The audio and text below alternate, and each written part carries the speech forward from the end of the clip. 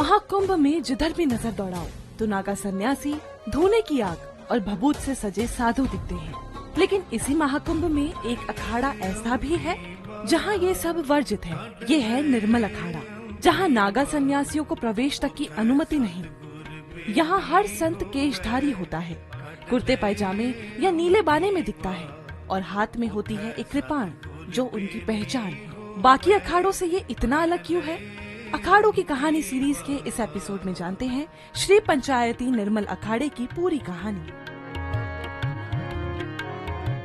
बाकी अखाड़ों की तुलना में निर्मल अखाड़े में शांति है और भीड़ भी कम है। यहाँ अंदर जाते ही सबसे पहले धर्म ध्वजा लगी है। इसे गुरुद्वारे जैसा ही बनाया और सजाया गया है। सिंहासन पर गुरु ग्रंथ साहिब विराजमान है और गुरुवाणी का पाठ चल रहा है। अखाड़े से जुड़े अनुयायी सिख धर्म के सभी 10 गुरुओं और गुरु ग्रंथ साहिब को अपना इष्ट मानते हैं। जो निर्मल संप्रदाय है गुरु नानक देव से चली है और इसको धार जो दी है वो गुरु गोविंद सिंह महाराज ने दी। 5 निर्मल संतों को काशी पढ़ने के लिए, विद्या अध्ययन करने के लिए भेजा। जो ब्राह्मण थे उन्होंने कहा कि वेद पढ़ने का अधिकार सिर्फ ब्राह्मण को है, उन्होंने पढ़ाया नहीं, तो महाराज ने फिर दोबारा भेजा गिरवे वस्त्र धारण करा करके कि साधु की कोई जाति नहीं होती। तो जिन पंडितों से पढ़े थे इतने विद्वान हुए कि उन्हीं पंडितों को उन्होंने शास्त्रार्थ में हरा दिया। हमारे यहाँ कोई नशा, कोई व्यसन नहीं करते हमारे संत लोग, इसलिए हम निर्मल हैं। जब ये पांचों शिक्षित होकर आनंदपुर साहिब पहुँचे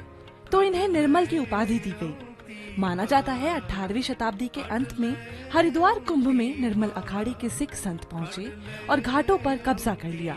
नागा संतों के विरोध से भीषण युद्ध हुआ जिसमें सैकड़ों संत मारे गए। बाद में आपसी सहमति से निर्मल अखाड़े को 13वें अखाड़े का दर्जा मिला। इनके सिद्धांत बाकी अखाड़ों से काफी अलग हैं। हमारे वहाँ नागा कोई नहीं बनता, हमारे वस्त्र पहनते हैं और समाज में रह करके समाज की सेवा करते हैं। दूसरे अखाड़ों में एक आचार्य होता है, वो सभी को दिशा देता है। हमारे यहाँ ऐसा नहीं है। हमारे जो महंत होते हैं अपने चेले को दीक्षा देंगे। वो अखाड़े में प्रवेश कोई भी कर सकता है, लेकिन दीक्षा लेने के लिए कई पड़ावों में खुद को साबित करना होता है। जब भी दीक्षा लेनी होती है इसमें उसको क्वेश्चन से पूरा स्नान करवाते हैं, नियम बतलाए जाते हैं कि कैसे कैसे रहना है।